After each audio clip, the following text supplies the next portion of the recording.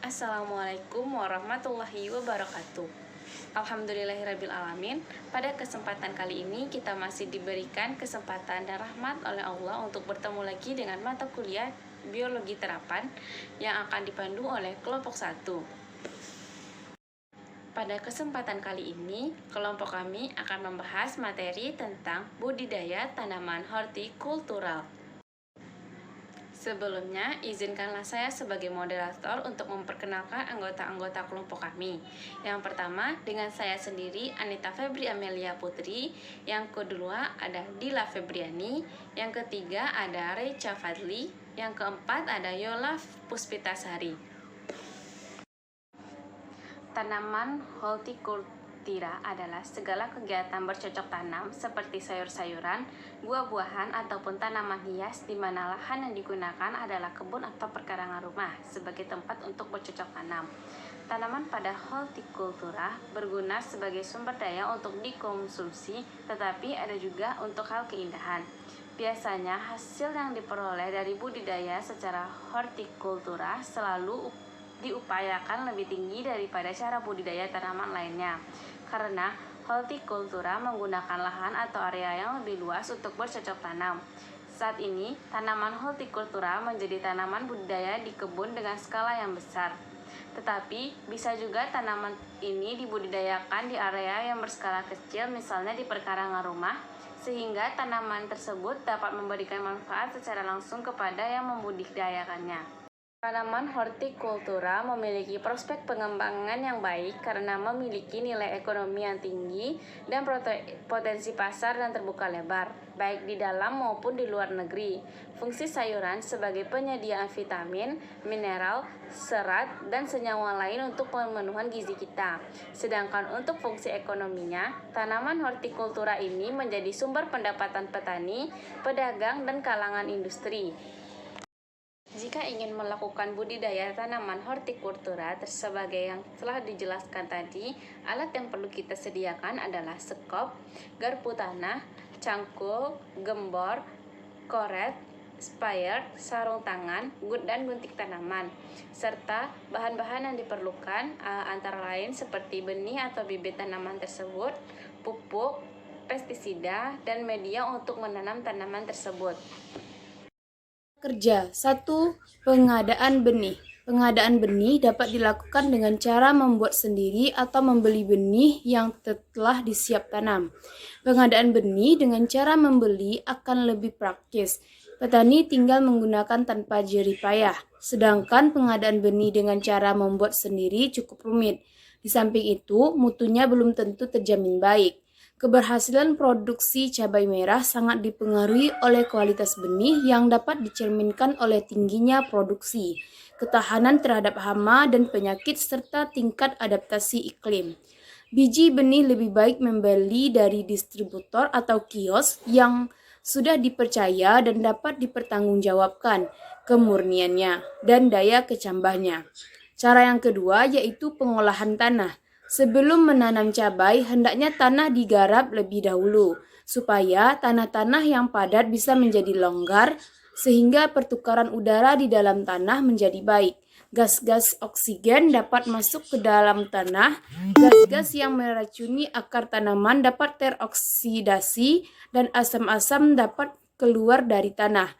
Selain itu, dengan longgarnya tanah, maka akar tanaman dapat bergerak dengan bebas, menyerap zat-zat bebas, menyerap zat-zat makanan di dalamnya. Pengolahan tanah dilakukan. Tahap yang pertama, lahan yang akan digunakan untuk budidaya cabai dibersihkan terlebih dahulu dari sisa-sisa tanaman atau perakaran dari pertanaman sebelumnya. Selain itu, batu-batu sisa bangunan seperti kaleng, plastik, dan sampah lain harus disingkirkan dari area penanaman. Tahap yang kedua, tanah dibaja atau dicangkuli, kemudian digelentang selama seminggu sebelum dilakukan tahapan selanjutnya. Setelah seminggu digelentang, tahap selanjutnya adalah membuat bendengan-bendengan selebar 100-110 cm, tingginya 40-50 cm dan lebarnya 60-70 cm, dan jarak antar bendengan 50 cm. Sebelum bendengan dibentuk, lahan yang telah diolah diberi furadan untuk mencegah serangan hama semut merah dan uret. Setelah bendengan terbentuk, bendengan dipupuk dengan pupuk kandang yang telah matang dengan dosis 500 kg sampai 1000 meter kubik dan diberi pupuk urea. Pupuk urea adalah pupuk kimia yang mengandung nitrogen berkadarkan tinggi. Kemudian setelah tercampur semua, bendengan yang telah berbentuk ditutup dengan mulsa. Setelah bendengan ditutup mulsa, bendengan dibiarkan selama 2 minggu agar terjadinya proses dekomposisi dan pembaikan struktur tanah.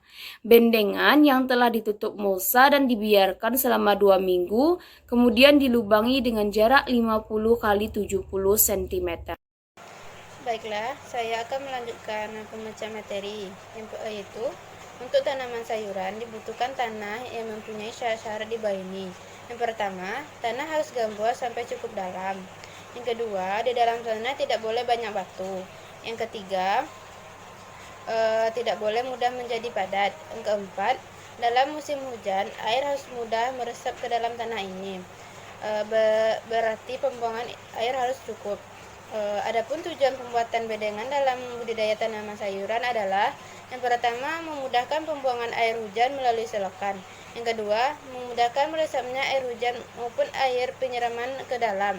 Yang ketiga, memudahkan pemeliharaan karena kita dapat berjalan antara bedengan dengan bedengan. Yang keempat, menghindari terinjak-injaknya tanah antara tanaman dengan hingga menjadi padat.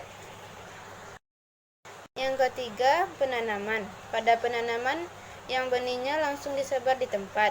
Yang kedua, penanaman yang perlu dijalankan adalah supaya keadaan tanah tetap lembab dan untuk mempercepatnya kecambahnya benih.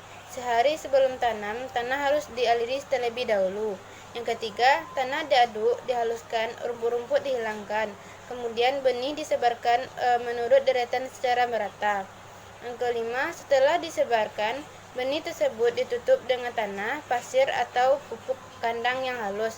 Yang keempat, kemudian disiram sampai merata, dan waktu yang baik dalam penyebaran benih adalah pagi atau sore hari. Pemanenan dilakukan dengan cara yang pertama, memetik buah beserta tangkainya, bertujuan agar cabai dapat disimpan lebih lama. Buah cabai yang rusak akibat hama atau penyakit harus tetap dipanen agar tidak menjadi sumber penyakit bagi tanaman cabai sehat. Yang kedua, pisahkan buah cabai yang rusak dan buah cabai yang sehat. Waktu panen sebaiknya dilakukan pada pagi hari karena bobot buah dalam keadaan optimal akibat penimbunan zat pada malam hari dan belum terjadi penguapan penanganan pasca panen. Tanaman cabai adalah hasil panen yang telah dipisahkan antara cabai yang sehat dan yang rusak. Selanjutnya dikumpulkan di tempat yang sejuk atau teduh sehingga cabai tetap segar untuk mendapatkan harga yang lebih baik. Baik, terima kasih. Saya kembalikan kepada moderator. Materi selanjutnya adalah aplikasi budidaya tanaman hortikultura. Beberapa aplikasi budidaya tanaman hortikultura ini sebagai berikut. Yang pertama, sauerkraut. Proses biologi yang terjadi.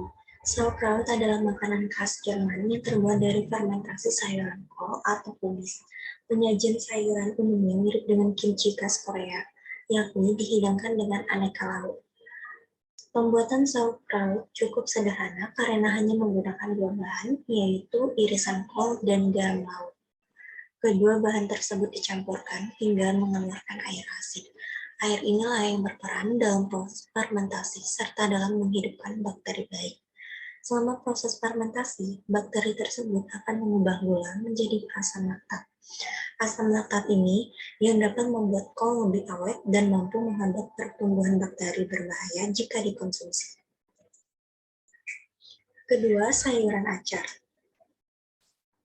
Acar merupakan makanan yang dihasilkan dari proses fermentasi yang terbuat dari sayuran seperti mentimun, wortel, tomat, bawang merah, dan cabai.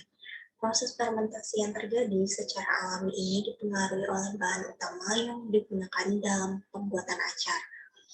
Fermentasi diawali dengan tumbuhnya Leugenostoc mesenteroides yang akan mengondisikan lingkungan agar bakteri asam laktat lainnya seperti Lactobacilli dan Pediostrepsi dapat tumbuh. Bakteri asam laktat yang sangat penting dalam pembuatan acar adalah Lactobacillus plantarum.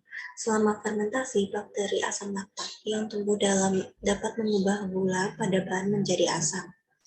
Selain menghasilkan flavor khas acar, fermentasi pada pembuatan acar juga dapat meningkatkan gizi serta mempermudah pencernaannya di dalam tubuh.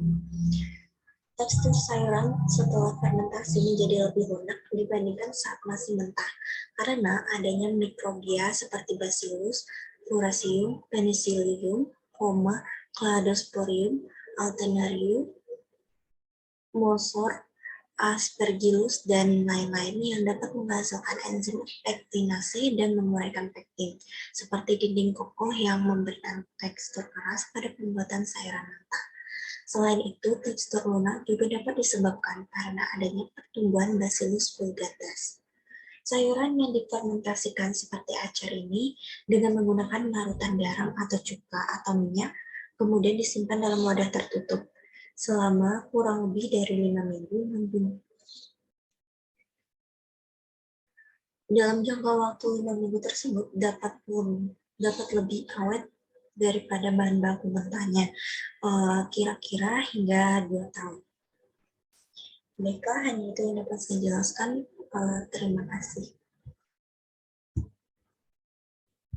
Sekian materi dari kelompok kami. Apabila ada kesalahan, mohon dimaafkan. Assalamualaikum warahmatullahi wabarakatuh.